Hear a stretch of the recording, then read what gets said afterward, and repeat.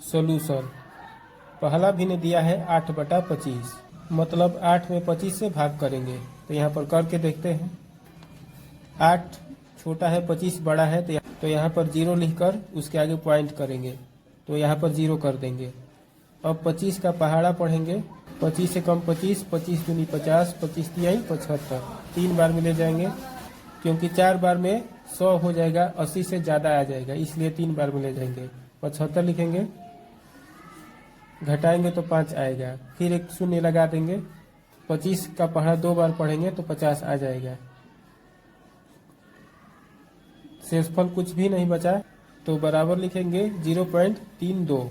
ठीक, इसी तरीका से इसको सॉल्व करेंगे। 7/23, 7 में 23 से भाग करेंगे। यहाँ पर 7 छोटा है, 23 बड़ा है, तो यहाँ पर 0 लिखकर पॉइंट लिखेंगे और आगे एक शून्य लगा देंगे। अब 23 का पहाड़ा पढ़ेंगे। 23 का पहाड़ा 3 बार पढ़ेंगे। 3 में 3 से गुणा करेंगे 9, और 3 में 2 से गुणा करेंगे 6, 69 आ जाएगा।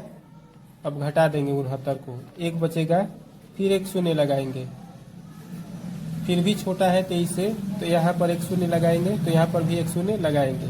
ठीक, अब 23 का पहाड़ा 4 बार पढ़ेंगे, तो हो जाएगा 3 में 4 से गुणा करेंगे तो 12, फिर 4 में 2 से गुणा करेंगे तो 8, 8 और 1 हासिल 9, 92 हो जाएगा।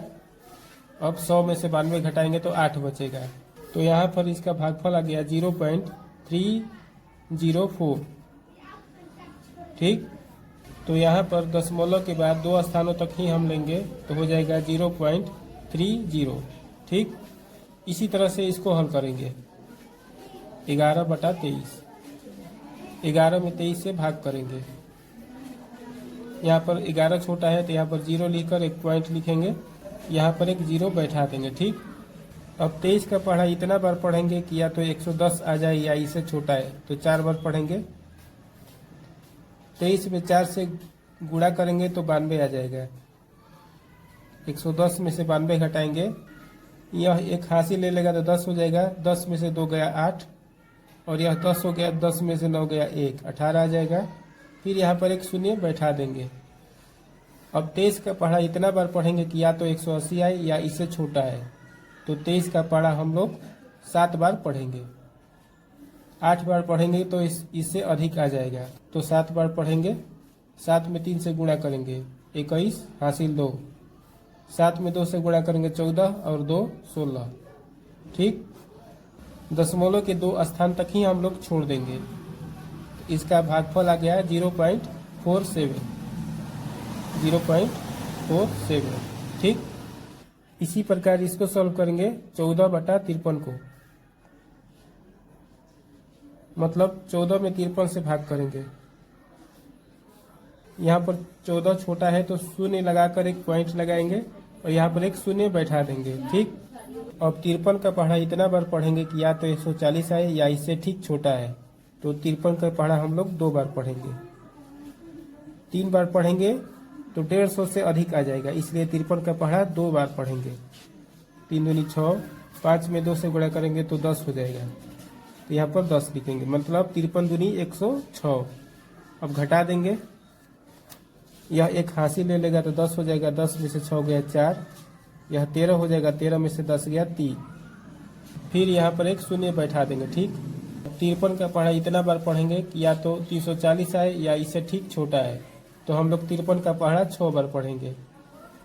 ठीक, 6 में 3 से गुणा करेंगे 18 हासिल 1, 6 में 5 से करेंगे 30 और 1 31।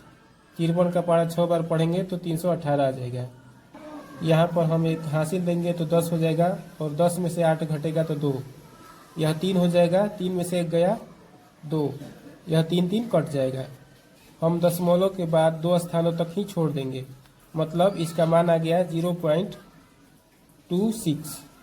अब हम लोगों ने चारों भिन्नों को सॉल्व कर दिया है, तो यहाँ पर हम लोग देख रहे हैं कि दशमलव के बाद 3 2 आ रहा है, मतलब 1 रुपया में हम लोग देखेंगे तो 32 पैसा यहाँ पर आ रहा है। यहाँ पर 1 रुपया में 30 पैसा आ रहा है, यहाँ पर 1 रुपया में 47 पैसा आ रहा है, और यहाँ पर 1 रुपया में 26 पैसा आ रहा है।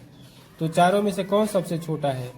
क्लियर है कि यहाँ पर 1 रुपया में केवल 26 पैसा आ रहा है, तो यह सबसे छोटा है, मतलब 0.26 सबसे छोटा है, मतलब 14/53 सबसे छोटा है, क्योंकि इसी का मान 0.26 है, तो 14/53 सबसे छोटा है।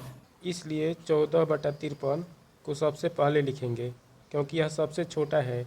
इससे ठीक बड़ा है 7/23, क्योंकि इसका मान 1 रुपया में 30 पैसा आ रहा है, इसलिए इसके बाद लिखेंगे 7/23।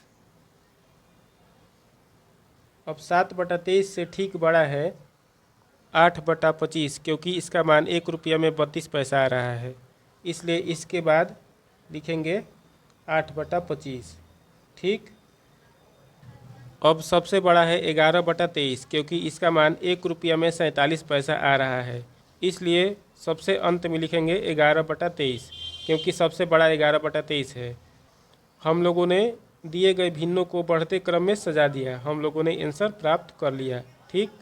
यदि आज का वीडियो आपको अच्छा लगा हो तो इसे लाइक और शेयर अवश्य करिएगा, और इसी तरह के और वीडियो प्राप्त करते रहने के लिए आप हमारे चैनल को कृपया भी सब्सक्राइब कर लीजिए। धन्यवाद।